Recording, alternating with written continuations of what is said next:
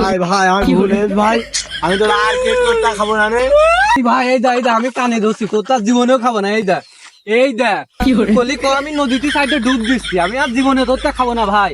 তুই যে এরকম খাদেম খাসি আমি আগে জানতাম না ভাই, আমার মাফ করে দিস ভাই।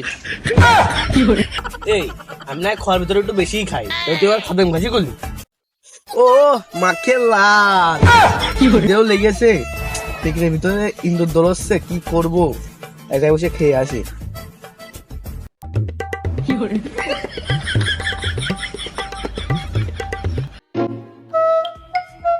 ও মাকে লাল